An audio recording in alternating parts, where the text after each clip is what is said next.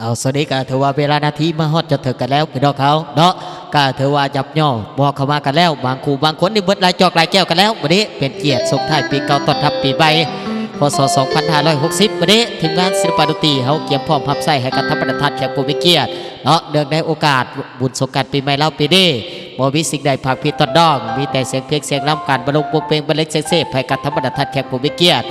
พี่น้องๆเขาวันนี้พิเศษในล่าสุดกับทีมงานศิลปะดนตรีเขาขอขอบคุณขอบใจนำทั้งอาจารย์ใหญ่เพิ่นสิเป็นอาจารย์ก้อยสุนิธรวันนี้เดินทางมาจากทางแขวงสารวัตรเท่าเอกพี่น้องเขาเนาะได้มาเยี่ยมทำข่าวได้มาผักสีไม้ลายมือให้กับท่านประธานแขกผู้มีเกียรติเนาะหรือว่าสิเป็นธรรมดาท่านแขกผู้มีเกียรติเขาหลายภาคหลายส่วนมีการมีงานพี่น้องเขาอยากได้ทั้งทีมงานดนตรีก้อยสุนิธรเพิ่นไปรับใช้ในการในงานติดต่อพัวพันกันได้หรือว่าอยากได้เสียงแซมหวานๆแซ่บๆนัวๆพี่น้องเขาอยากสร้างดนตรีแบบเพลงใหม่เพลงเก่าติดต่อพัวพันกันไปได้เด้อพี่น้องเด้อบ่ว่าสิเป็นทักสายตรงสายด่วนกับ29681499680202099681494เด้อพี่น้องเด้อติดต่อพัวพันกันไปได้เนาะเพราะว่าสิเป็นทั้งด้านการเสพการล้ำบ่ได้ยินดีต้อนรับทุกท่านตลอด24ชั่วโมงว่าซะติดต่อพัวพันกันไปได้แต่ว่าคนที่แจ้งห้ามโทรไปเพิ่นนะเนื่องจากว่าทำการบ้าน ถือว่าเป็นเกียรตินับกันเนาะเอาสวัสดีทีมงานดนตรีเฮากับสิภาคต้อนให้เป็นจังหวะรำวงธรรมดารอบแรกแค่บานเนาะพาใครทั้งบ่าวไก่น้อยทินเสโดนภาคต้อนให้เป็นทางด้านเสียงขับเสียงลำว่าซะบ่ได้มอบให้กับธรรมดาท่านแขกผู้มีเกียรติส่วนนี้แซ่บๆไปด้วยกันแล้วก็แล้วกันเนาะมอบให้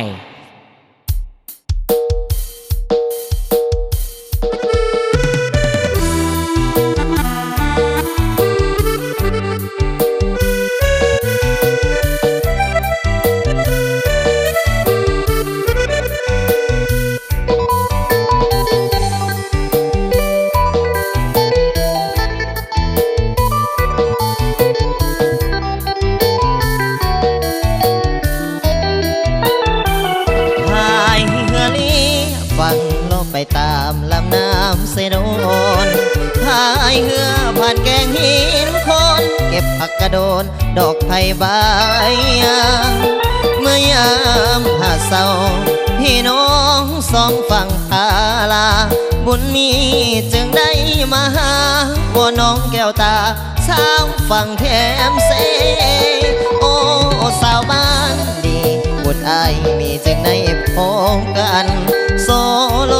สาวงามหลายวันผิดโอจึงหันเยี่ยมยามถามข่าว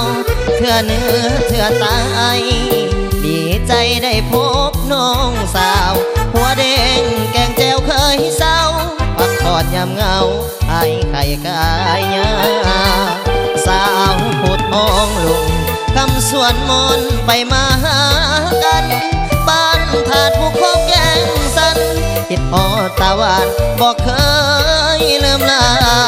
สมน้อยสมใหญ่อายเคยไปยามบอกพรรษาแถวทำพวงหน้าปงเคยมามวนเสื่นแท่นาเที่ยวบุญสงกรานต์โอ้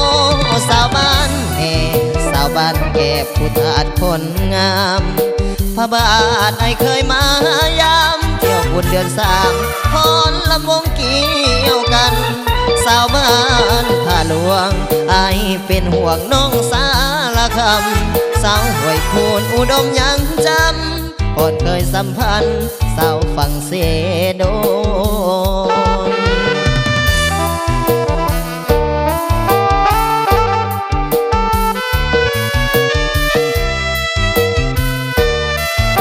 เอายุกจอดกันเด้อทีมงานเสือสีฟ้าเฮามาดิ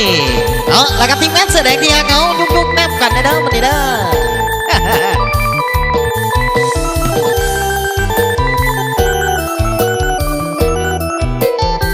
สาวผู้ท้องลุงคำส่วนมนไปมาหา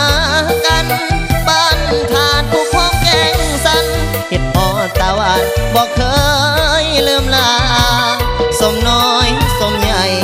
อายเคยไปยามออกพรรษาแถวทำพวงหน้าปงเคยมามวนเสื่อแท่นาเที่ยวบุญสงกรานต์โอ้สาวบ้านแห่สาวบ้านแก่ผู้ทาสคนงามพระบาทไอเคยมายามเที่ยวบุญเดือน3พรลำวงเกี่ยวกัน สาวบ้านข้าหลวงไอเป็นห่วงน้องสารคำสาวห่วยโคนอุดมยังจำก่อนเคยสัมพันธ์สาวฝั่งเสโน